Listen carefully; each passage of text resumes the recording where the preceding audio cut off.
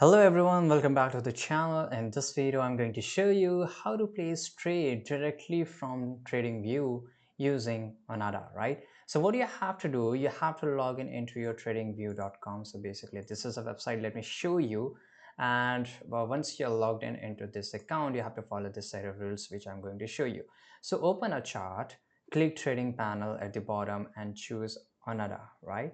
And once you're here, and from there you have to select your account, type and click continue. So basically you have to select here Oanda, and then you have to click on continue, log in using your Oanda account. So of course you have to Oanda account, and just tick the account that you wish to use and click allow when finished, right? So here you can see the image, it will show you like this, right? And here you have to log in into by using your Oanda account, right? And once you have account, you have to select your account. So this is your, maybe this is my account which I'm going to select. After you log in with your trading account, four tabs will appear at the bottom: position, orders, account summary, and notification log, right? The order tab has a filter for all possible order status. For your convenience, a gray line from each column display key value from the account summary. As you can see here, that this is what I'm discussing about.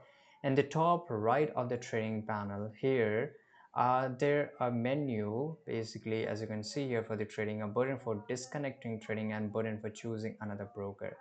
So your account ID and drop down from switching between sub account are also there if it is a multi-account ID, right?